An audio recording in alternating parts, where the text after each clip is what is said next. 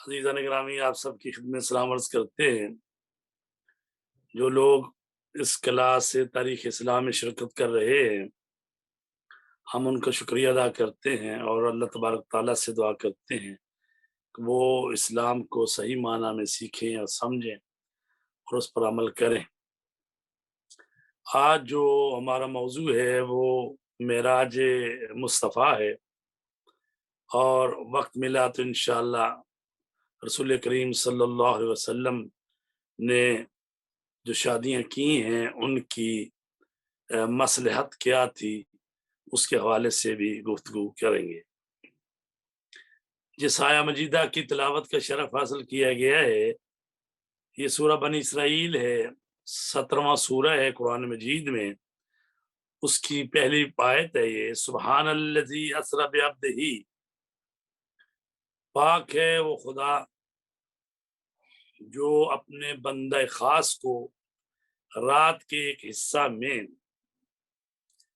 مسجد الحرام سے اس مسجد اقصی تک لے گیا جس کے گرد و پیش ہم نے برکت دی ہے، تاکہ ہم انہیں اپنی قدرت کی کچھ نشانیاں دکھائیں، بے شک وہ بڑا سننے والا بڑا دیکھنے والا ہے۔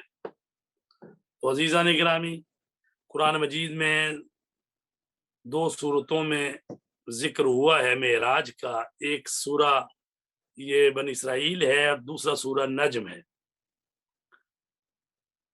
تو رات کی تاریکی افق پر چھائی ہوئی تھی اور ہر سو خاموشی تھی۔ سرور کائنات فخر انبیاء ادائے فریضہ کے بعد استراحت کرنا چاہتے تھے کہ آواز جبرائیل رسول کریم صلی اللہ علیہ وآلہ وسلم کے کانوں میں ٹکرائی۔ آواز میں پیغام تھا کہ آج آپ کو دور دراز کا سفر درپیش ہے اور میں بھی آپ کا ہم سفر ہوں، اور یہ سفر مرکب پیما یعنی براق کے ذریعے طے ہوگا۔ حضور اکرم صلی اللہ علیہ وسلم نے اپنے شاندار سفر کا آغاز اپنی چچا زاد بہن حضرت ام ہانی بنت ابو طالب علیہ السلام کے گھر سے کیا۔ اسی سواری کے ذریعے بیت المقدس کی طرف جو اس وقت اردن میں واقع تھا روانہ ہوئے۔ کچھ تاریخی جگہوں پر رکے اور حضرت مسیح علیہ السلام کی زادگاہ اور انبیاء علیہ السلام کے آثار دیکھے۔ بعض جگہوں پر نماز ادا کی۔ بیت المقدس میں انبیاء علیہ السلام کی امامت کی، پھر اس سفر کے دوسرے مرحلے کا آغاز کیا اور اسی مقام سے آسمانوں کی طرف پرواز کی۔ ستاروں اور نظام جہان بالا کا مشاہدہ کیا، نبیوں کی ارواح اور فرشتوں سے ہم کلام ہوئے، بہشت اور دوزخ کا معائنہ کیا، اور اس کے نتیجے میں رموز ہستی، اسرار جہاں، وسط عالم اور اثار قدرت خداوند لا یزال سے کاملاً آگاہی پیدا کی۔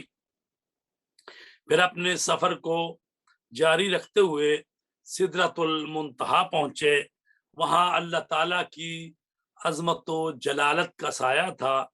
مانوی قرب میں وہاں حضور کونین صلی اللہ علیہ وآلہ وسلم خداوند کے حضور اتنے قریب ہوئے کہ 2 کمان یا اس سے بھی کم تر کا فاصلہ رہ گیا، اور پھر اللہ نے اپنے بندے کی طرف وحی کی جو وحی کی۔ السلام علیکم۔ بعض روایات کے مطابق نماز امت اسلامی پر فرض ہوئی۔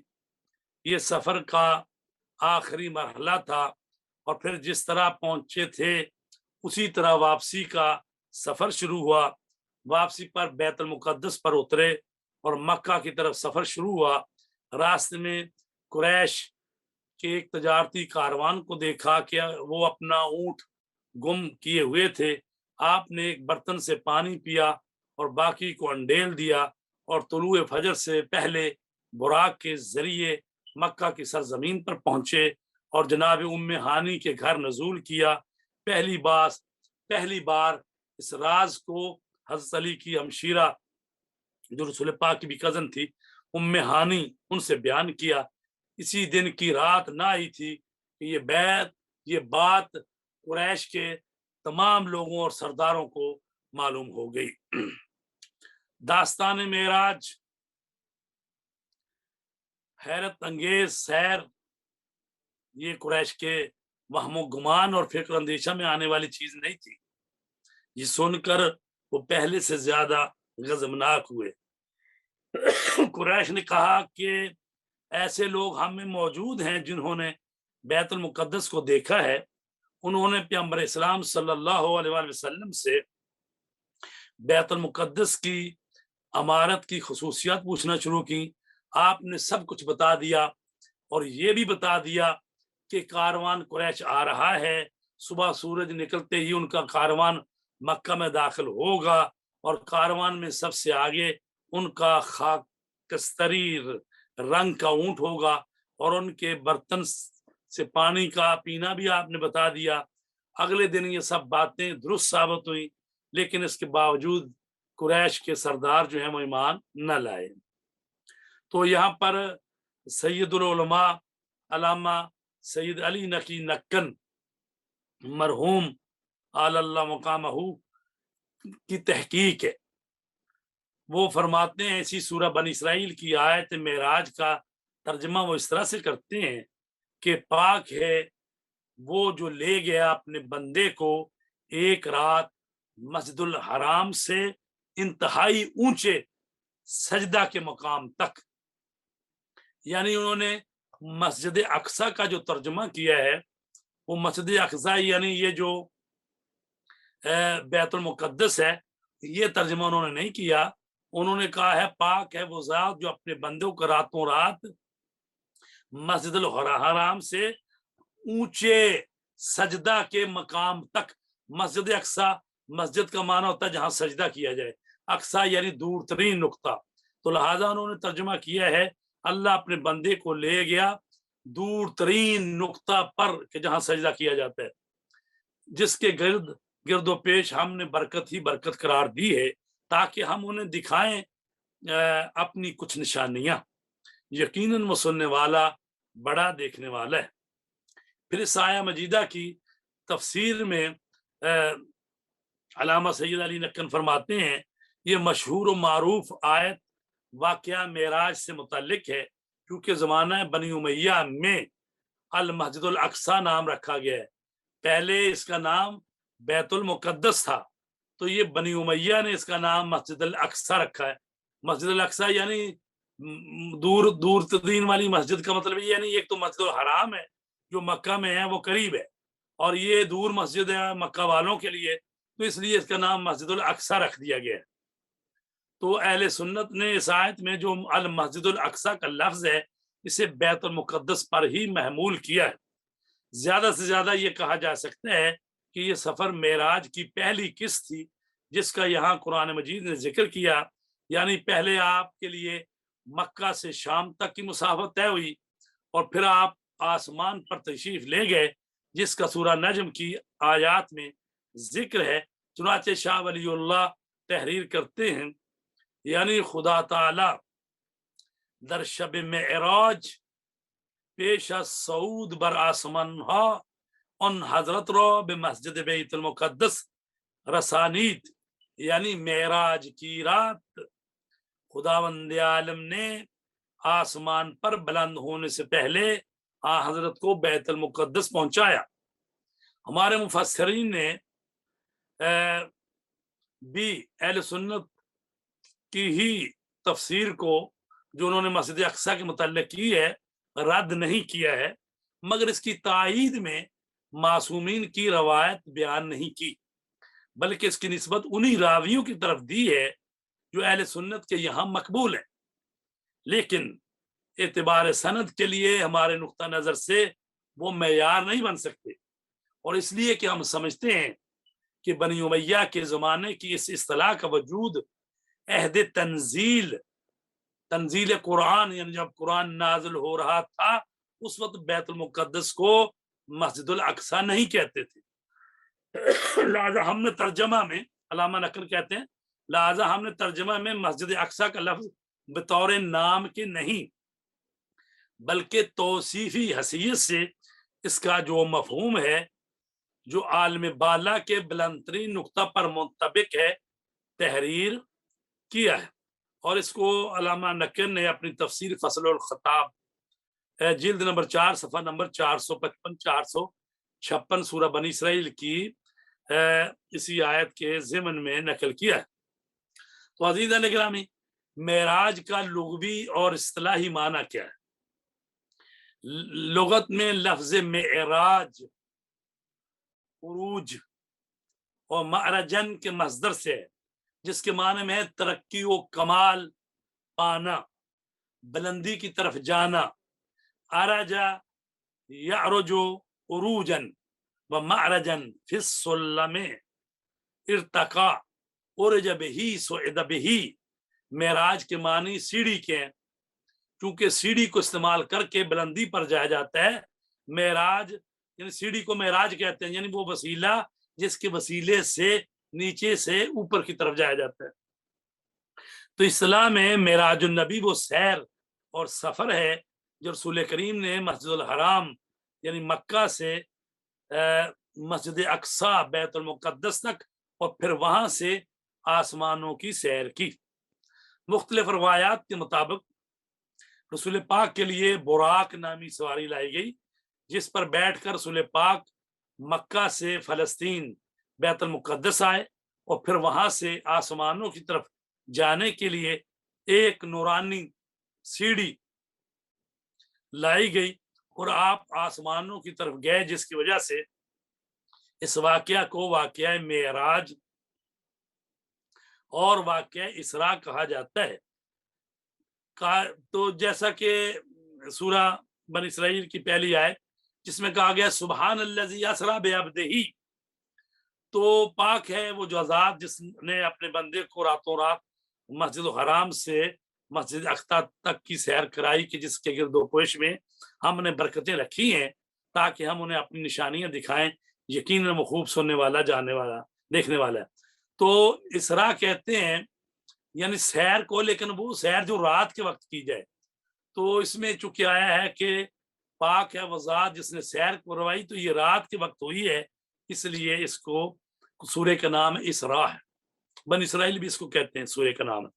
مفسرین کے مطابق واقعہ معراج کا یہ حصہ آپ کو مسجد الحرام سے مسجد اقصی تک سیر کروائی گئی، اور یہ کہ واقعہ رات کے کچھ حصے میں ہوا وہ اس سورہ بنی اسرائیل کی مذکورہ آیہ مجیدہ سے ثابت ہے، اور سدرۃ المنتہا تک اور کعبہ قوسین تک کے واقعات جو ہیں وہ سورہ نجم کی آیات سے ثابت ہوتے ہیں، جس میں ارشاد باری تعالیٰ ہے والنجم اذا ہوا ما ضل صاحبکم وما غوا وما ينطق عن الهوى ان هو الا وحی یوحی علمہ شدید القوی ذو مرۃ فاستوى وهو بالافق الاعلى ثم دنا فتدلى فكان قاب قوسين او ادنى فاوحى الى عبده ما اوحى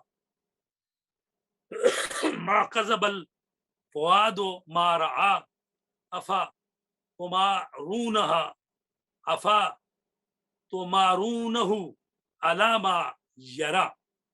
ترجمہ اس کا یہ ہے، قسم ہے ستارے کی جس وقت وہ افول و غروب کرے، نہ تو تمہارا ساتھی یعنی محمد منحرف ہوا ہے اور نہ ہی اس نے مقصد کو گم کیا ہے، اور وہ ہرگز بھی ہوائے نفس سے بات نہیں کرتا، جو کچھ بھی وہ کہتا ہے اس وحی کے سوا کچھ نہیں کہتا جو اس کی طرف وحی ہوتی ہے۔ اسے اس ہستی نے تعلیم دی ہے جو عظیم قدرت رکھتی ہے، وہی ذات جو حد سے زیادہ توانائی اور ہر چیز پر تسلط رکھتی ہے۔ جبکہ وہ افق اعلیٰ میں تھا، پھر وہ نزدیک ہوا، پھر اور نزدیک ہوا، یہاں تک کہ اس کا فاصلہ 2 کمان یا اس سے بھی کچھ کم ہو گیا۔ یہاں خدا نے جس چیز کی وحی کرنی تھی اپنے بندے کو وحی کی۔ اس کے دل نے جو کچھ دیکھا اس میں ہرگز جھوٹ نہیں بولا۔ کیا تم اس چیز کے بارے میں جو اس نے دیکھا ہے مجادلہ کرتے ہو؟ تو عزیزان گرامی، یہ سورہ نجم کی آیات ہیں جن کا ترجمہ آپ کے سامنے پیش کیا گیا ہے۔ اس سورہ کی پہلی 4 آیتیں پیغمبر اسلام پر نزول وحی کی گفتگو کر رہی ہیں، اور 5ویں آیت سے معلم وحی کے بارے میں گفتگو کی ہے کہ اسے اس ہستی نے تعلیم دی ہے جو عظیم قدرت رکھتی ہے۔ پھر مزید تاکید کے ذریعے اضافہ فرماتا ہے، وہی ذات جو حد سے زیادہ توانائی اور ہر چیز پر تسلط رکھتی ہے۔ ذو مرۃ فاستویٰ، یہ تعلیم اسے وقت دی جبکہ وہ افق اعلیٰ میں تھا، پھر وہ نزدیک ہوا، پھر اور نزدیک ہوا، یہاں تک کہ اس کے اور اس کے معلم کے درمیان کا فاصلہ 2 کمان یا اس سے بھی کچھ کم ہو گیا۔ اور یہاں خدا نے جس چیز کی وحی کرنی تھی وہ اپنے بندے کو کی، اور اس نے ہرگز جھوٹ نہیں بولا۔ کیا تم اس سے اس چیز میں کے بارے میں جو اس نے دیکھا ہے جھگڑتے ہو؟ تو واقعہ معراج جو ہے امام صادق علیہ السلام کی مفصل روایت ہے۔ علامہ قمی نے اپنی تفسیر میں حضرت امام جعفر صادق سے روایت کی ہے۔ وہ فرماتے ہیں کہ جبرائیل، میکائیل اور اسرافیل، یہ تینوں وہ فرشتے ہیں جو سردار فرشتے ہیں، براق لے کر رسول پاک کی خدمت میں حاضر ہوئے۔ ایک نے براق کی مہار پکڑی ہوئی تھی، دوسرے نے رکاب تھامی ہوئی تھی، اور تیسرے نے رسول پاک کے لباس کو سنبھالا دیا اور آپ کو سوار کرایا۔ اس موقع پر براق کو چمکا، جس پر جبرائیل نے براق سے کہا، ٹھہرو ٹھہرو، آج تک تم پر کوئی پیغمبر سوار نہیں ہوا، اس کے بعد بھی کوئی سوار نہیں ہوگا۔ اس کے بعد اضافہ کرتے ہیں کہ جب جبرائیل نے براق کو ڈانٹا تو وہ رام ہو گیا۔ آپ اس پر سوار ہوئے اور جبرائیل کے ہمراہ بیت المقدس کی طرف روانہ ہو گئے۔ رسول خدا فرماتے ہیں کہ جب ہم جا رہے تھے تو ناگہاں میری دائیں طرف سے کسی کی آواز آئی، اے محمد، لیکن میں نے اس کو کوئی جواب نہیں دیا۔ پھر بائیں جانب سے کسی نے آواز دی اور کہا، اے محمد، تو میں نے اس کا بھی جواب نہیں دیا۔ اس کے بعد ایک عورت زیورات سے لدی ہوئی بعد دست و سات برہنہ استقبال کے لیے آگے بڑھی اور کہا، اے محمد، میری طرف نگاہ کرو تاکہ میں تجھ سے بات کروں۔ تو میں نے اس کی طرف توجہ نہ کی۔ ہم اسی طرح آگے بڑھے، اچانک میں نے آواز سنی جو مجھے ناگوار گزری، میں نے اس کی طرف بھی توجہ نہیں کی۔ یہاں جبرائیل مجھے نیچے لے آئے اور کہا کہ یہاں نماز پڑھیے، اور پھر مجھے پوچھا کہ آپ جانتے ہیں یہ کون سی جگہ ہے؟ میں نے کہا نہیں۔ تو جبرائیل نے کہا یہ وہی جگہ ہے جہاں اللہ تبارک تعالیٰ نے حضرت موسیٰ علیہ السلام سے تکلم کیا، یہ کوہ طور ہے۔ اس کے بعد دوبارہ سوار ہوئے، کچھ فاصلہ طے کیا، پھر دوبارہ نیچے اتر کر نماز پڑھی اور بتایا گیا کہ یہ بیت اللحم ہے جہاں حضرت عیسیٰ علیہ السلام پیدا ہوئے۔ پھر دوبارہ سوار ہوئے اور بیت المقدس پہنچے۔ براق کو وہاں باندھا گیا جہاں انبیاء علیہ السلام اپنی سواریاں باندھا کرتے تھے۔ جب ہم مسجد میں داخل ہوئے تو وہاں ابراہیم خلیل اللہ اور موسیٰ کلیم اللہ اور عیسیٰ روح اللہ جو کہ انبیاء کی صفوں میں موجود تھے، ان سب سے جو ہے وہاں ملاقات ہوئی، اور یہ سب میرے اعزاز میں وہاں جمع ہوئے تھے۔ نماز کا وقت ہوا اور میں سو رہا تھا کہ جبرائیل ان کو نماز پڑھائیں گے، لیکن جب صفیں مرتب ہوئی تو جبرائیل نے میرے بازو سے پکڑ کر آگے کیا اور کہا کہ یا رسول اللہ، آپ نماز پڑھائیں۔ مجھے امامت کے لیے انبیاء کی صفوں کے آگے کھڑا کیا۔ میں نے امامت کروائی، البتہ مجھے اس پر کوئی غرور نہیں۔ اس کے بعد ایک خادم میرے سامنے آیا اور اس کے پاس 3 برتن تھے، ایک میں پانی، دوسرے میں شربت اور تیسرے میں دودھ تھا۔ میں نے دودھ کا برتن لیا اور اسے پیا۔ جبرائیل نے کہا، آپ ہدایت یافتہ ہیں اور آپ کی امت ہدایت پائے گی۔ پھر جبرائیل نے پوچھا کہ راستہ طے کرتے ہوئے آپ نے کیا سنا؟ میں نے کہا، میں نے دائیں طرف سے ایک آواز سنی جو مجھے پکار رہا تھا۔ جبریل نے کہا آپ نے اس کا جواب دیا؟ میں نے کہا نہیں، میں نے کوئی توجہ نہیں کی۔ جبریل نے کہا وہ یہودی مبلغ تھا، اگر آپ اس کا جواب دیتے تو آپ کی امت جو ہے آپ کے بعد یہودی ہو جاتی۔ اسی طرح بائیں جانب سے جو آپ کو پکار رہا تھا وہ مسیح مبلغ تھا، اگر آپ اس کی آواز پر بات کرتے، اس کو جواب دیتے تو آپ کی امت آپ کے بعد مسیحی ہو جاتی۔ اور پھر آپ نے فرمایا کہ اس کے علاوہ بھی کوئی اور آواز آئی؟ تو آپ نے فرمایا ہاں، ایک عورت تھی جس نے سونا چاندی اور زیورات پہنے ہوئے تھے اور بڑی بن سمر کے آئی تھی، اور اس کے کلائیاں اور ہاتھ جو ہیں اس میں بھی سونا، اور وہ مجھے کہہ رہی تھی میری طرف دیکھیں۔ تو آپ نے کہا کہ میں نے اس کی طرف توجہ نہیں کی۔ تو جبرائیل نے کہا وہ دنیا تھی جو مجسم ہو کر آپ کے سامنے آئی تھی، اگر آپ اس سے ہم کلام ہوتے تو آپ کی امت دنیا کو آخرت پر ترجیح دیتی۔ تو اس کے بعد آپ جبرائیل کے ہمراہ اوپر کی طرف گئے اور دنیا کے آسمان تک پہنچے۔ اس کے دروازے پر ایک فرشتے سے ملاقات ہوئی جس کا نام اسماعیل تھا، اور اسے صاحب خطفہ بھی کہا جاتا ہے۔ اس کے متعلق ارشاد باری ہے الا من خطف الخطفۃ فاتبعه شہاب ثاقب، سورہ صافات کی آیت نمبر 10 ہے۔ مگر کوئی خبر چرائے تو اس پر تیر شہاب برستے ہیں، یعنی شیاطین جب آسمانوں کی طرف جاتے ہیں تو پھر ان کو روکا جاتا ہے، تو اس حساب سے اس کو خطفہ کہا جاتا ہے۔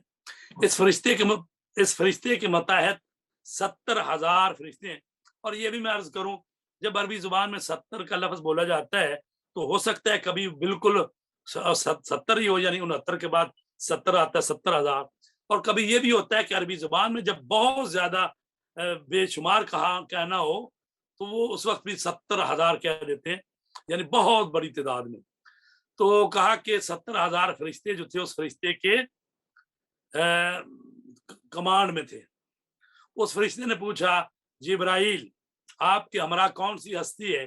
جبرائیل نے کہا محمد مصطفیٰ اللہ کے رسول ہے۔ اس پر فرشتے نے پوچھا یہ مبعوث ہو گئے ہیں؟ جبرائیل نے کہا ہاں مبعوث ہو گئے ہیں۔ اس پر اس نے دروازہ کھولا اور ہم نے ایک دوسرے کو سلام کیا اور ایک دوسرے کے لیے استغفار کیا۔ اس نے استقبال کرتے ہوئے کہا مرحباً، وہ عربی زبان میں جیسے اہلاً و سہلاً مرحبا کہتے ہیں، اور پھر کہا پیغمبر صالح و برادر صالح۔ اس کے بعد فرشتے آتے رہے اور دیدار کرتے رہے۔ یہ پہلا آسمان دنیا کا آسمان ہے، یعنی پیغمبر اکرم فرماتے ہیں اس کے بعد ہم آگے پہنچے، وہاں پر جس فرشتے کو دیکھا وہ خوش و خرم تھا، مگر ایک فرشتے کو دیکھا کہ جس سے بڑی مخلوق میں نے نہیں دیکھی اور وہ غصے کی حالت میں تھا، وہ بھی مجھے ملا تو دوسرے فرشتوں کی طرح اس نے بھی مجھے سلام کیا اور وہ دعائیہ جملات کہیں، لیکن فرماتے ہیں کہ اس کے چہرے پر جو ہے خوشی کے آثار نہیں تھے۔ میں نے جبریل سے پوچھا یہ کون ہے؟ تو اس نے بتایا یہ فرشتہ خازن دوزخ ہے، یعنی جو دوزخ کا سردار فرشتہ ہے اس کا نام مالک ہے۔ جب سے یہ جہنم کا انچارج بنا ہے اس دن سے یہ دشمنان خدا کے لیے اپنے غیظ و غضب میں اضافہ کرتا جا رہا ہے۔ تو یہ فرشتہ یعنی تخلیقاً ہی ایسا ہو گیا ہے۔ تو میں نے جبریل سے کہا اس سے کہو کہ مجھے جہنم دکھائے۔ جبریل کے کہنے پر مالک نے جہنم کے دروازے کو کھولا تو اس سے آگ کا شعلہ نکلا اور اوپر کی طرف پھیل گیا، پھر اسے حکم دیا گیا کہ بند کر دے، تو اس نے حکم کو مانتے ہوئے بند کر دیا۔ رسول پاک صلی اللہ علیہ وسلم فرماتے ہیں ہم دوسرے آسمان پر سیر کرتے ہوئے جا رہے تھے کہ ہماری ملاقات ایک شخص سے ہوئی جس کا رنگ گندمی تھا۔ جبرائیل نے بتایا کہ یہ آپ کے والد حضرت آدم علیہ السلام ہیں۔ پھر جبرائیل نے میرا تعارف کروایا اور کہا یہ آپ کی ذریت میں سے ہیں۔ حضرت آدم علیہ السلام نے کہا پاکیزہ روح، پاکیزہ خوشبو اور پاکیزہ جسم۔ حضرت آدم کو میں نے سلام کیا، انہوں نے مجھے سلام کیا، سلام و تحیات کے ساتھ الوداع کیا۔ یہاں پر ایک فرشتے کو دیکھا جس کے ہاتھ میں ایک نور کی لوح تھی۔ عزیزان اکرامی، میں آج جو معراج کا واقعہ بیان کر رہا ہوں تو یہ بہار الانوار سے، تفسیر المیزان سے اور فروغ ابدیت آیت اللہ جعفر سبحانی کی کتاب ہے اس سے، اور پھر آخر میں اس کے جو نتائج ہیں وہ ہم آیت اللہ جوادی عاملی ان کی جو تفسیر موضوعی ہے اس میں سے پڑھ کے آپ کو سنائیں گے اور بتائیں گے۔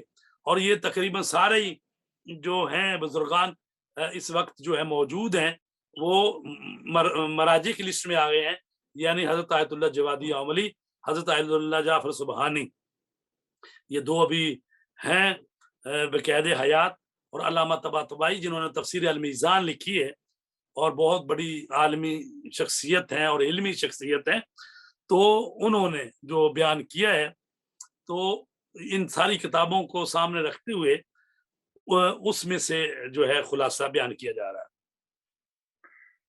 تو جبریل فرماتے ہیں کہ یہاں پر ایک فرشتے کو دیکھا جس کے ہاتھ میں ایک نور کی لوح تھی اور وہ اس کو وقت کے ساتھ ساتھ دیکھ رہا تھا۔ میں نے جبریل سے پوچھا تو انہوں نے کہا کہ یا رسول اللہ یہ اسرائیل ہے۔ جبریل نے تعارف کروایا کہ نبی رحمت حضرت محمد ہے۔ اسرائیل نے مرحبا کہا اور سلام کا جواب دیا۔ ملک الموت نے بتایا، اور میں عرض کروں کہ وہ باقی فرشتے تو پہلے ہی، جبرائیل، میکائیل اور اسرافیل، وہ جو فرشتے وہ تینوں تو پہلے ہی حضرت کو زمین سے لینے کے لیے آئے تھے۔ یہ اسرائیل تھا جو کہ ابھی جو ہے وہ دوسرے آسمان پر موجود ہے اور اس کا تعارف کروایا جا رہا ہے۔ تو اسرائیل نے مرحبا کہا اور سلام کا جواب دیا۔ ملک الموت نے بتایا کہ خداوند عالم نے پوری دنیا کو میرے لیے مسخر کیا ہے اور مجھے یہ طاقت عطا فرمائی ہے کہ پوری دنیا میرے لیے ایک درہم کی طرح ہے جو میری مٹھی میں ہے۔ اس کے بعد رسول پاک فرماتے ہیں مجھے مختلف انسانوں کے چند گروہوں کو دیکھنے کا موقع ملا۔ ان گروہوں میں سود خوروں کا گروہ، خیانت کاروں کا گروہ شامل تھے، چغل خوروں اور تمسخر اڑانے والوں کا گروہ بھی دیکھا جن کو ان کے جسم کا گوشت کاٹ کاٹ کر کھلایا جا رہا تھا۔ خیانت کار عورتوں کا گروہ دیکھا جنہیں ان کے پستانوں سے باندھ کر لٹکایا گیا تھا۔ یہ عورتیں اپنی نجاز اولاد کو دوسرے مردوں سے منسوب کرتی تھی۔ دوسرے آسمان پر حضرت یحییٰ اور حضرت عیسیٰ سے ملاقات ہوئی اور ایک دوسرے کو سلام و مغفرت کا دعائیہ جملے جو ہے اس کا تبادلہ ہوا۔ انہوں نے کہا مرحبا برادر صالح اور پیغمبر صالح۔ اس کے بعد تیسرے آسمان پر گئے، وہاں پر موجود 14ویں کے چاند کی مانند ایک خوبصورت شخصیت دیکھی۔ جبریل نے بتایا کہ یہ آپ کے بھائی حضرت یوسف علیہ السلام ہیں۔ رسول پاک نے سلام کیا، انہوں نے جواب سلام کہا، وہ وہی جملہ دہرایا جو ملائکہ اور نبی دہرا رہے تھے، یعنی برادر صالح، پیغمبر صالح۔ چوتھے آسمان پر ایک فرشتے کو دیکھا جو ایک تخت پر بیٹھا تھا، اس کے زیر فرمان 70,000 فرشتے تھے۔ اس کے زیر فرمان، ہر فرشتے کے زیر فرمان 70,000 فرشتے مزید تھے۔ رسول پاک سمجھے کہ شاید صلوات پڑھنے بار محمد والا۔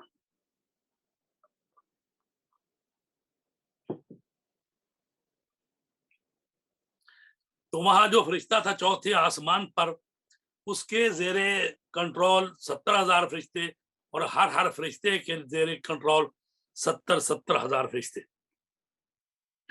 تو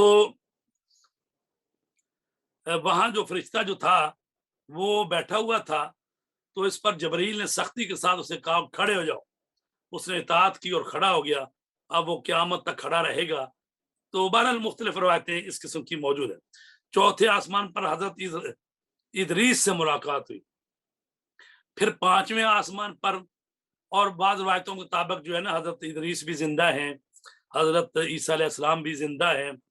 تو جس طرح کے وہ 300 سال تک وہ زندہ رہے، اصحاب کہف، اور وہ بھی امام مہدی جب تشریف لائیں گے تو وہ بھی ان کی مدد کے لیے تشریف لائیں گے۔ پھر پانچویں آسمان پر حضرت ہارون، پھر عمران علیہ السلام سے ملاقات ہوئی، وہاں کے رہنے والے فرشتوں نے حضور کو سلام کیا اور دعائیں دی۔ پھر چھٹے آسمان کی طرف گئے، وہاں پر گندمی رنگ والا ایک بلند قامت مرد دیکھا۔ جبرائیل نے بتایا یہ آپ کے بھائی موسیٰ ابن عمران ہیں۔ میں نے انہیں سلام کیا، انہوں نے جواب دیا، اور وہاں رہنے والے تمام فرشتوں نے خضوع و خشوع کے ساتھ میرا احترام کیا۔ اس کے بعد ساتویں آسمان کی طرف عروج کیا اور وہاں ایک شخص کو دیکھا جو بیت المعمور کے کنارے، یہ بیت المعمور جو ہے جو جوار پروردگار کے پاس ہے، اس رفیع مقام پر پہنچے۔ جبرائیل نے بتایا کہ یہ آپ کے جد حضرت ابراہیم علیہ السلام ہیں۔ اس وقت رسول پاک نے اس آیت کی تلاوت کی، ان اول الناس بابراہیم للذین اتبعوہ وہذا النبی والذین آمنوا واللہ ولی المؤمنین۔ یہ سورہ آل عمران کی آیت نمبر 68 ہے۔ ترجمہ اس کا یہ ہے، یقیناً ابراہیم سے قریب تر ان کے پیروکار ہیں، اور پھر یہ پیغمبر اور صاحبان ایمان ہیں، اور اللہ صاحبان ایمان کا سرپرست ہے۔ تو رسول پاک نے اپنے جد حضرت ابراہیم علیہ السلام کو سلام کیا، انہوں نے جواب سلام دیا۔ حضرت ابراہیم نے وہی کلمات دہرائے اور فرشتوں نے تعظیم و تکریم کی۔ رسول خدا فرماتے ہیں آسمان ہفتم پر نور کے دریا دیکھے جن کی موجوں سے آنکھیں کھیرا ہوتی تھیں۔ جبرائیل نے بتایا کہ اللہ تعالیٰ کا اپنی مخلوق سے 70,000 حجاب کا پردہ ہے۔ اللہ تعالیٰ کے نزدیک میں اور اسرافیل ہیں، ہمارے اور اللہ تعالیٰ کے درمیان چار حجاب ہیں۔ اللہ تعالیٰ اور ان فرشتوں کے درمیان 4 حجاب ہیں۔ کون کون سے حجاب ہیں؟ حجاب نور، حجاب ظلمت، حجاب ابر، حجاب آب۔ رسول پاک فرماتے ہیں کہ ہم بیت المعمور میں داخل ہوئے، وہاں 2 رکعت نماز پڑھی۔ تو عزیزان گرامی، جس طرح زمین پر خانہ کعبہ ہے تو اس طرح 7ویں آسمان پر خانہ کعبہ کی طرح ہی، یعنی وہ بیت المعمور ہے جس کے گرد ملائکہ طواف کرتے ہیں۔ تو فرماتے ہیں ہم بیت المعمور میں داخل ہوئے، وہاں 2 رکعت نماز پڑھی، اور میں نے وہاں اپنے اصحاب میں سے کچھ کو وہاں پایا جو نئے لباس پہنے ہوئے تھے، اور کچھ ایسے صحابی تھے جن کے لباس پرانے تھے، وہ ہمارے ساتھ آ ملے۔ وہاں پر 2 نہریں دیکھیں، ان کا نام، ایک کا نام کوثر ہے اور دوسری کا نام رحمت ہے۔ اس کے علاوہ اور بھی بہت سی چیزیں مشاہدہ فرمائیں۔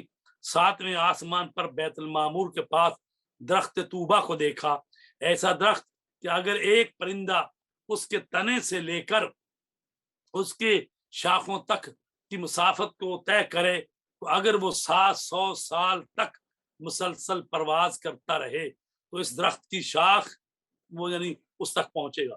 اس درخت کی شاخ ہر گھر میں سجی ہوئی ہے۔ اللہ تعالیٰ نے فرمایا قرآن مجید میں ہے طوبی لہم وحسن مآب۔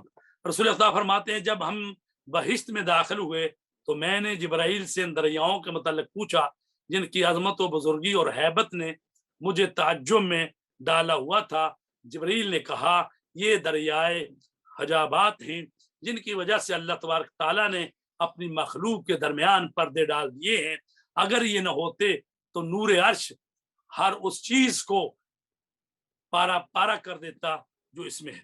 اس کے بعد درخت سدرۃ المنتہا تک پہنچے۔ تو عزیزان گرامی، یہ سمجھنے کے لیے ان کی حقیقتوں کو ہم تو نہیں سمجھ سکتے، صرف یہ ہے کہ یعنی جس طرح سے یہ دنیا کا آسمان ہے جس پر چاند ہے، سورج ہے، تو پھر کئی کہکشائیں ہیں، تو اب یہ دنیا کا آسمان، پھر فرمایا پہلے آسمان پہ گئے، وہاں پر وہ دوزخ میں پڑے ہوئے لوگوں کو اور ان کو دیکھا، اور پھر اسرائیل کو بھی دیکھا، پھر دوسرے پر گئے، پھر تیسرے پہ، پھر چوتھے پہ، 5ویں پہ حضرت ہارون کو، پھر 6 پہ حضرت موسیٰ کو، 7ویں پہ حضرت ابراہیم کو، بیت المعمور کو دیکھا، اور پھر درخت طوبہ، اور اس کے بعد جو ہے نا سب سے انتہائی چیز یا یہ کہہ لیں کہ سال میں مادہ کی آخری چیز، تو اس کو کہا گیا ہے سدرۃ المنتہا۔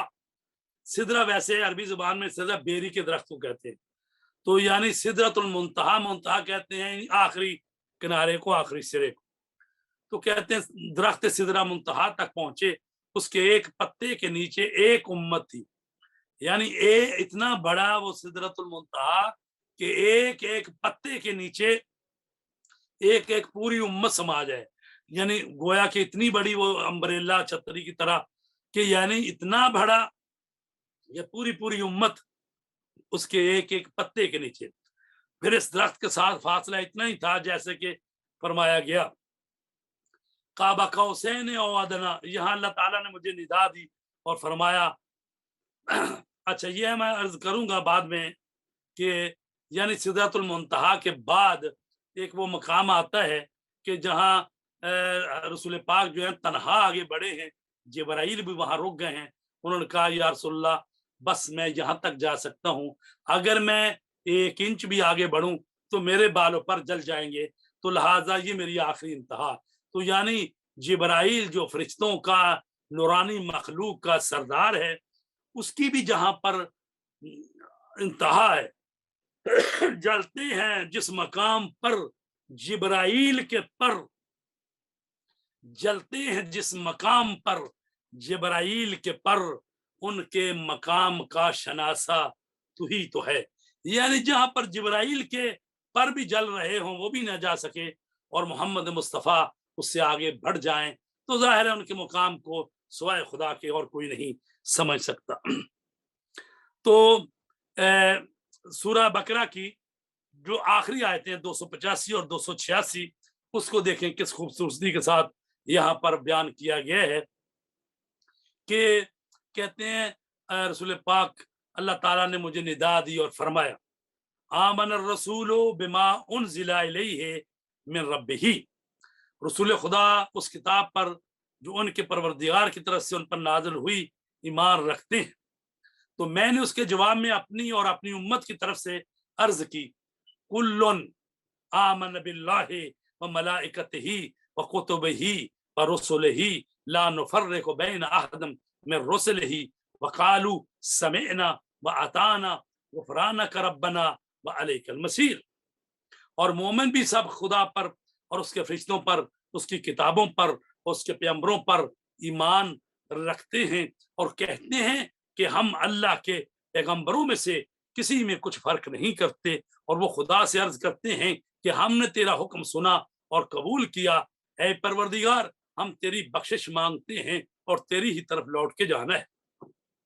تو اللہ تبارک تعالیٰ نے ارشاد فرمایا، یعنی یہ قرآنی مکالمہ ہو رہا ہے، یہ جو سورہ بقرہ کی آیت نمبر 285 اور 86 ہے، اور یہ دعا مانگنے کے لیے اور نماز کے بعد ان کو پڑھنے کے لیے بہت زیادہ تاکید کی گئی ہے، اس میں ایمان کی بات بھی ہے اور جو ہے انسان اپنے کے لیے دعا بھی مانگتا ہے۔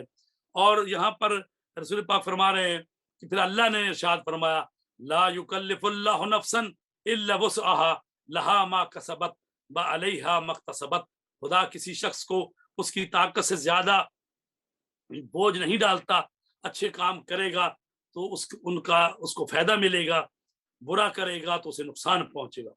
تو میں نے عرض کی، اب رسول پاک فرماتے ہیں میں نے عرض کی ربنا لا تؤاخذنا ان نسینا او اخطانا، اے پروردگار اگر ہم سے بھول یا چوک ہو جائے تو ہم سے مواخذہ نہ فرمانا۔ اللہ تعالیٰ نے فرمایا تیرا مواخذہ نہیں کروں گا۔ میں نے عرض کی ربنا ولا تحمل علینا اسرا کما حملتہ علی الذین من قبلنا، اے پروردگار اے ہمارے رب ہم پر ویسا بوجھ نہ ڈال جیسا تو نے ان لوگوں پر ڈالا تھا جو ہم سے پہلے ہو گزرے۔ اللہ تعالیٰ نے فرمایا میں ایسا کوئی بوجھ نہیں ڈالوں گا۔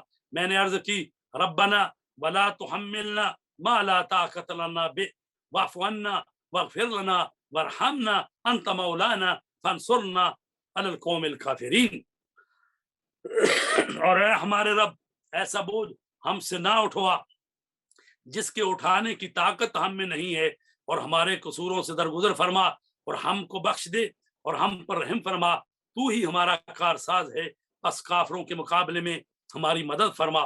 اللہ تعالیٰ نے فرمایا جو آپ نے مانگا آپ کو اور آپ کی امت کو عطا کیا۔ صلوات پڑھنے پر محمد و آل محمد۔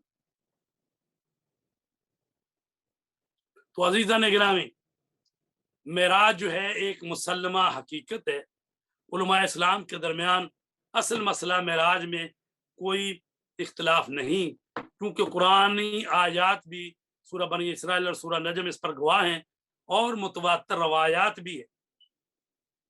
زیادہ سے زیادہ یہ ہے کہ بعض لوگ پہلے سے کیے ہوئے فیصلوں کی بنا پر اس بات کو قبول نہیں کر سکتے کہ پیغمبر اسلام نے اپنے جسم اور روح کے ساتھ پرواز کیا تھا، لہذا انہوں نے اس کی معراج روحانی اور حالت خواب سے مشابہ ایک چیز کے ساتھ تفسیر کی ہے۔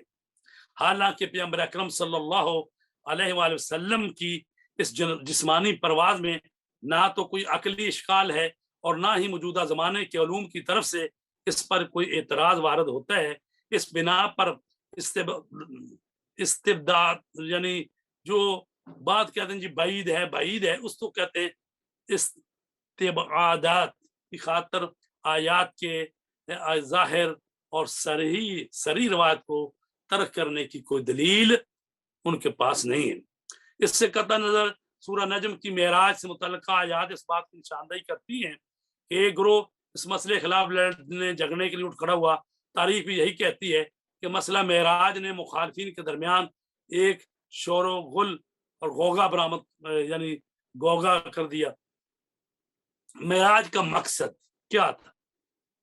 اس سفر میں پیغمبر اسلام نے ایک جانب تو شہود باطنی تک رسائی حاصل کی، اور دوسری جانب آپ کو اسی ظاہری آنکھ سے آسمان کی وسعتوں میں خدا کی عظمت کا دیدار نصیب ہوا۔ آپ نے فرشتوں، اہل جنت، دوزخیوں اور ارواح انبیاء سے متعلق آگاہی حاصل کی جو آپ کی عمر مبارک کے سارے عرصہ میں خلق خدا کی تعلیم و تربیت میں آپ کے لیے الہام بخش تھی۔ تیسری چیز جو حاصل ہوئی، معراج اور بہشت۔ آیات معراج سے معلوم ہوتا ہے کہ پیغمبر اکرم شب معراج جنت کے قریب سے گزرے یا اس میں وارد ہوئے۔ یہ بہشت چاہے بہشت جاوداں ہو یا جنت الخلد ہو جیسا کہ مفسرین کی ایک جماعت نے بیان کیا ہے، یا وہ برزخی جنت ہو جسے ہم نے اختیار کیا ہے، یہ میں بات کر رہا ہوں۔ یہ علامہ آیت اللہ جوادی عاملی جو ہے انہوں نے جو تفسیر کی ہے تو وہ فرماتے ہیں کہ وہ برزخی جنت تھی۔ تو بہر صورت ہم نے اس بہشت میں انسانوں کے مستقبل کے بہت سے اہم مسائل مشاہدہ فرماتے ہیں تو جن کی تشریح جو ہے اسلامی روایات میں ملتی ہے۔ واقعہ معراج کے بارے میں بہت سی ضعیف اور مجہول روایات بھی ملتی ہیں جس سے بعضوں کی نظر میں یہ مسئلہ قابل اعتراض ہو گیا ہے۔ معروف مفسر مرحوم طبرسی کے قول کے مطابق وہ کہتے ہیں معراج کے بارے میں 4 قسم کے گروہ ہیں جنہوں نے روایتیں کی ہیں، یا 4 قسم کی روایتیں۔ نمبر 1، وہ روایات جو متواتر ہونے کی بنا پر قطعی اور یقینی ہیں، مثلا معراج کا اصل واقعہ یہ قطعی اور یقینی ہے، لہٰذا وہ روایتیں جو متواتر ہیں تو اس پر ہمیں یقین کرنا ہے۔ وہ روایات جو معتبر منابع سے نقل ہوئی ہیں ایسے مسائل پر مشتمل ہیں جن کے قبول کرنے میں کوئی عقلی معنی نہیں ہے، مثلا وہ روایات جو آسمانوں میں عظمت خدا کی بہت سی آیات کے مشاہدے کے بارے میں کہتی ہیں۔ نمبر 3، وہ روایات جن کا ظاہر ان اصولوں کے ساتھ جو آیات قرآنی اور مسلم اسلامی روایات سے حاصل ہوئے ہیں تضاد رکھتا ہے، لیکن اس کے باوجود ان کی توجیہ کی جا سکتی ہے، جیسے وہ روایات جو یہ کہتی ہیں کہ پیغمبر اکرم نے جنتیوں کے گروہ کو جنت میں اور دوزخیوں کے گروہ کو دوزخ میں دیکھا۔ تو چونکہ سوال یہاں یہ کیا جاتا ہے کہ جنت میں تو برزخ کے بعد قیامت کے برپا ہونے کے بعد جنتی جنت میں جائیں گے اور اسی طرح جہنمی جہنم میں جائیں گے، تو یہ جو رسول پاک نے وہاں پر دیکھا ہے بعض جنتیوں کو جنت میں اور دوزخیوں کو دوزخ میں، تو یہ کون سی جنت ہے؟ تو بہشت و دوزخ سے مراد برزخی بہشت و دوزخ ہیں۔ برزخی بہشت میں مومنین اور شہداء کی ارواح رہتی ہیں، جبکہ کفار اور مجرمین کی ارواح برزخی دوزخ میں رہتی ہیں۔ ظاہر ہے کہ ابھی بھی جو دنیا سے جا چکے ہیں مومنین وہ برزخی جنت میں ہیں، اور جو کافر اور منافق جا چکے ہیں وہ برزخی دوزخ میں ہیں۔ اچھا، اگر وہ جنت اور دوزخ نہ بھی کہی جائے جو کہ قیامت کے بعد ملنے والی ہے تو اس طرح سے اس کی توجیہ ہو سکتی ہے۔ نمبر 4، وہ روایات جو ایسے باطل و بے بنیاد مطالب پر مشتمل ہیں جو کسی طرح بھی قابل قبول نہیں ہیں اور ان کے مطالب ہی ان کے مجہول ہونے پر گواہ ہیں، جیسے وہ روایات جو کہتی ہیں کہ پیغمبر اسلام نے خدا کو ظاہری آنکھ کے ساتھ دیکھا ہے جو اس سے گفتگو کی ہے، یعنی جب گفتگو کی ہے تو وہ تو جس لہجے میں بات کی ہے وہ مولا کائنات علی علیہ السلام کے لہجے میں بات کی. تو یہ ایسا نہیں ہے کہ رسول پاک نے آنکھوں سے دیکھا ہو اور خدا نے زبان سے بات کی ہو. نہیں، خدا متکلم ہے، جس چیز میں چاہے کلام پیدا کر سکتا ہے. تو مولا کائنات علیہ السلام کے لہجے میں بات کی. اس قسم کی روایت اور ان کے مانند قطعاً مجہول ہے اگر یہ کہ استدار سے شہود باطنی مراد لیا جائے. یہ جو کہا جاتا ہے کہ وہاں گئے اور اللہ نے دیکھا، اللہ کو رسول پاک نے دیکھا، جیسے کہ اہل سنت کی روایتیں ہیں، وہاں ہے کہ جی اللہ سے دیدار ہوا اور اللہ کا اور ان کا فاصلہ جو ہے 2 کمان اس سے کم تر رہ گیا، اور اللہ نے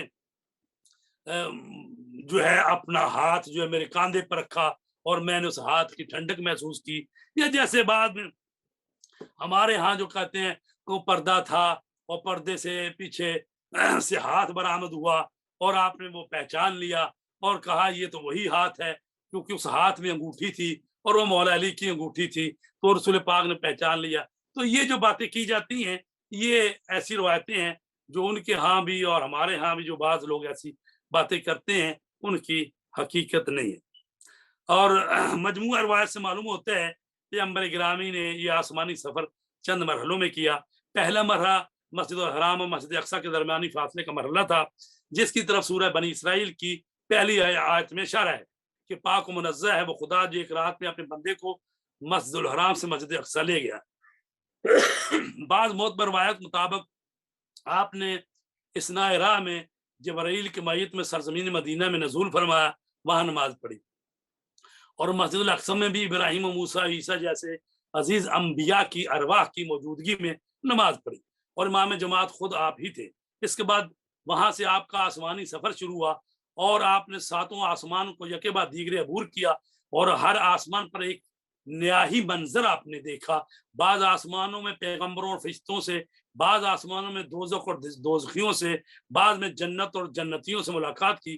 پیغمبر اکرم نے ان میں سے ہر ایک سے بہت سی تربیتی اور اصلاحی قیمتی یادیں اپنی روح میں ذخیرہ کی اور بہت سے عجائبات کا مشاہدہ کیا، جن میں سے ہر ایک عالم ہستی کے اسرار سے ایک راز بستہ راز تھا، اور واپس آنے کے بعد ان کو صراحت کے ساتھ اور بعض اوقات کنایا اور مثال کی زبان میں امت کی آگاہی کے لیے مناسب فرصتوں میں بیان کرتے رہے، اور تعلیم و تربیت کے لیے اس میں بہت زیادہ فائدہ تھا. معراج کے بارے میں کچھ مزید نکات. پہلی بات یہ ہے کہ معراج بیداری کی حالت میں تھا، یعنی آیت میں کہا ہے کہ پاک ہے وہ ذات جو اپنے بندے کو لے گئی، اور بندہ جو ہے وہ جسم اور روح سے مرکب ہوتا ہے، تو لہذا رسول پاک کا جسم کے ساتھ معراج تھی. یہ بے عبد ہی کہا گیا ہے، بے روح ہی نہیں کہا گیا. علامہ طباطبائی فرماتے ہیں فضیلت اس میں نہیں کہ خواب میں سیر کی، خواب تو دوسرے انسان بھی دیکھتے ہیں. خداوند عالم جس معراج کی اتنی عظمت بیان کر رہا ہے وہ خواب کی حالت سے قطعی مناسبت نہیں رکھتی. بی بی عائشہ سے جو نقل ہوا ہے کہ رسول کریم اپنے بستر سے جدا نہیں ہوئے، اس پر تاریخی اعتراض بھی ہے اور تفسیری اعتراض بھی ہے. تاریخی اعتراض تو یہ ہے کہ اس وقت تو بی بی عائشہ کی رسول پاک سے شادی ہی نہیں ہوئی تھی، تو پھر وہ کس طرح سے یہ بیان کر رہی ہیں کہ رسول پاک بستر پر ہی تھے، کیونکہ معراج تو مکہ میں بعثت کے 10ویں سال یا 12ویں سال ہوئی ہے اور ان کی شادی مدینہ میں ہوئی ہے. بنابر ان معراج بیداری کی حالت پر ہوئی ہے، نہ کہ خواب میں. مکہ میں ہوئی ہے نہ کہ مدینہ میں. جسمانی اور روحانی تھی نہ کہ صرف روحانی. البتہ یہ حقیقت بھی اپنی جگہ مسلم ہے کہ ادراک و شہود، جب ہم کسی چیز کو درک کرتے ہیں، کوئی علمی مسئلہ سمجھتے ہیں، تو ظاہر ہے ہم جو درک کرتے ہیں وہ ہمارا جسم درک نہیں کرتا بلکہ روح کرتی ہے. اگر کوئی شخص کسی عقلی مسئلے کے سمجھنے میں مشغول ہو تو در حقیقت اس کی روح اس عقلی مسئلے کو سمجھ رہی ہوتی ہے، نہ کہ جسم، اگرچہ وہ مطالعہ کی حالت میں جسم بھی رکھتا ہے، کیونکہ جسم کا معارف کے سمجھنے میں کوئی کردار نہیں ہے.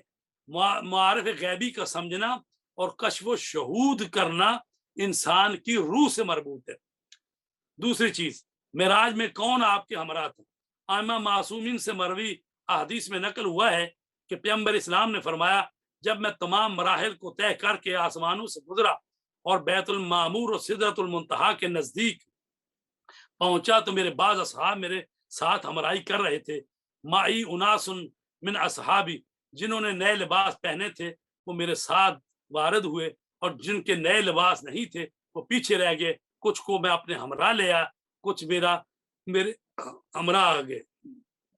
تو یہ جو کہا گیا ہے کہ میرے ساتھ خاص صاحب تھے، تو آخر ذکر لوگوں سے مراد اہل بیت عصمت و طہارت اور وہ نیک مومن تھے جو آپ کے ہمراہ اس منزل پر پہنچے ہیں۔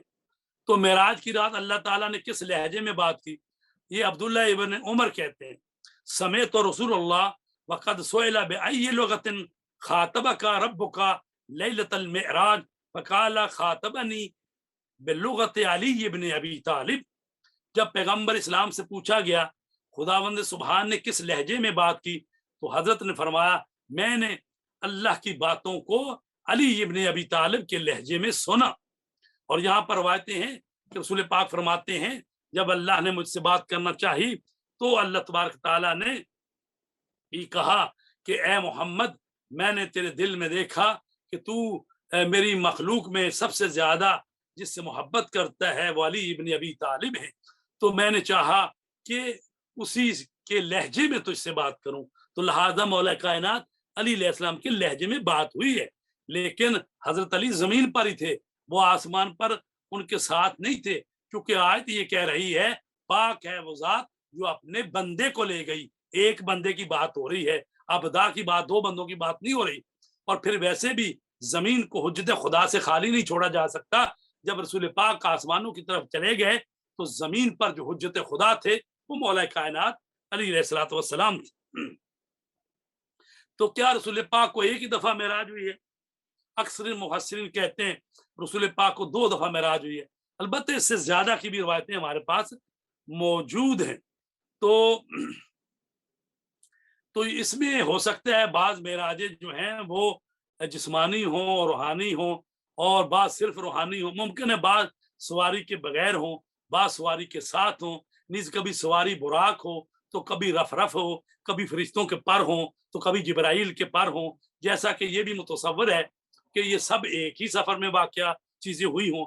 لیکن از خاک تا لقاء اللہ، ہر مرحلے سے موضوع سواری رہی ہے، یہاں تک کہ وہ منزل جہاں اصلاً سواری کی مجال ہی نہیں، جہاں جبرائیل بھی کہیں کہ لو دنوتو انبلتن لاحترقتو، کہ یعنی اگر میں انگلی کے پور کے برابر بھی آگے بڑھوں تو میرے جو پر ہیں وہ جل جائیں۔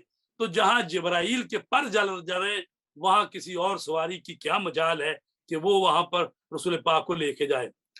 بندگی عزیزان گرامی اہم نقطہ ہے، بندگی اگرچہ معرف غیبی کے حصول کے لیے زمینہ ساز ہے، لیکن اس کے سارے مرتبے برابر نہیں، کیونکہ بندگی کے کچھ مرحلوں میں اللہ کے اسم جزئی کی بندگی ہوتی ہے، جیسے عبد الرزاق، عبد الباسط، عبد الکریم، یعنی جو عبد الرزاق یعنی عبد جو اضافہ ہوا ہے الرزاق کی طرف، یہ اسم اللہ کا ہے۔ عبد الباسط، عبد الکریم، کریم اللہ کا اسم ہے۔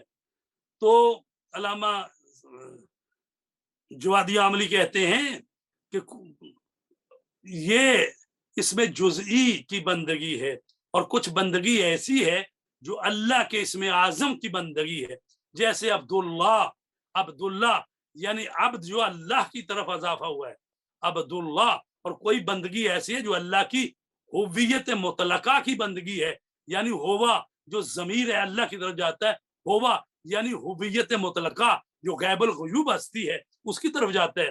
تو فرماتے ہیں سورہ بنی اسرائیل اور سورہ نجم کی آیت 10 ہیں، جو ان میں جو عنوان آیا ہے وہ عبدہو کا ہے، یعنی پاک ہے وہ ذات جو اپنے بندے کو لے گیا، عبدہو کی بات ہے۔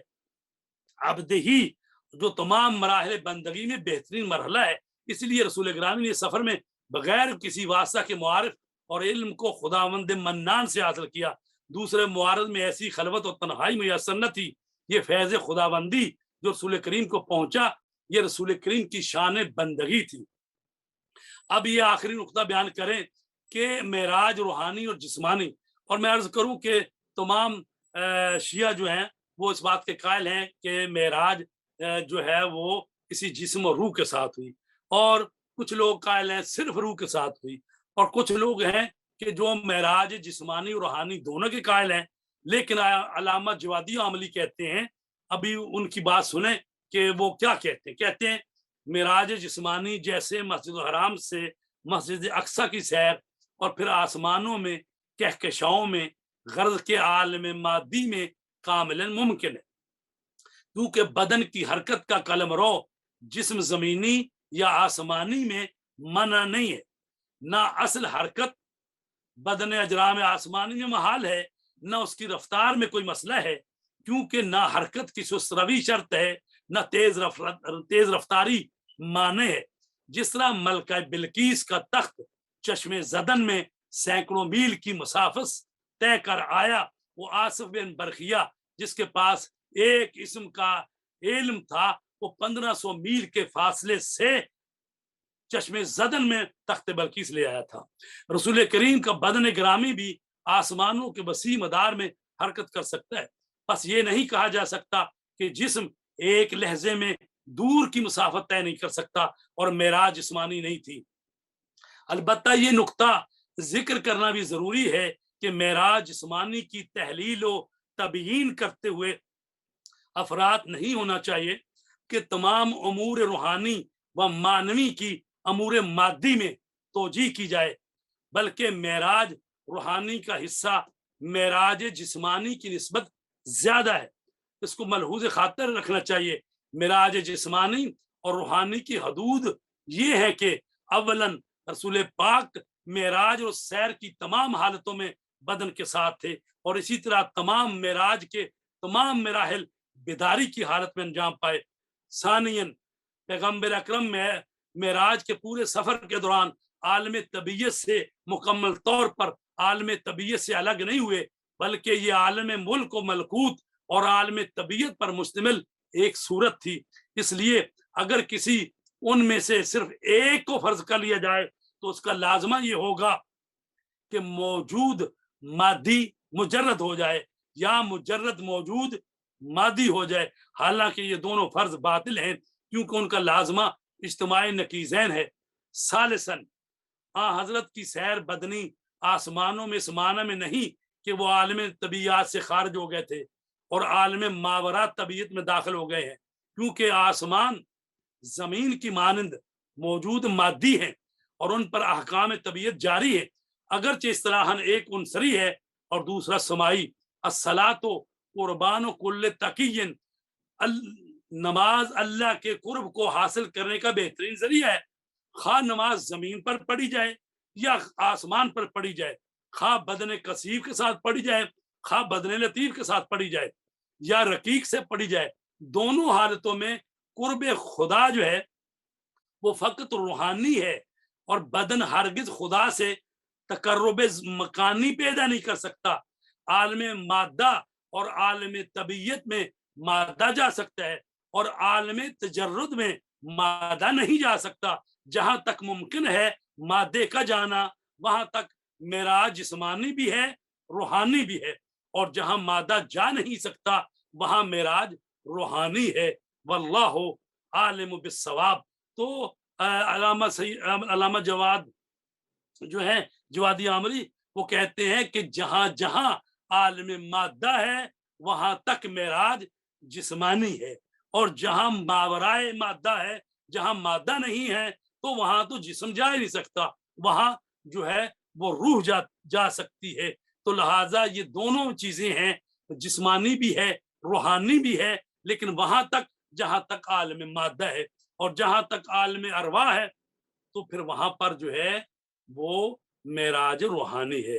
تو عزیزان گرامی، چونکہ آج ہم چاہتے تھے تفصیلی طور پر اس کو بیان کیا جائے تو اسی پر ہم ختم کرتے ہیں، اور رسول پاک نے جو دوسرا مسئلہ تھا ازواج مطہرات متعلق وہ بعد میں بیان کریں گے۔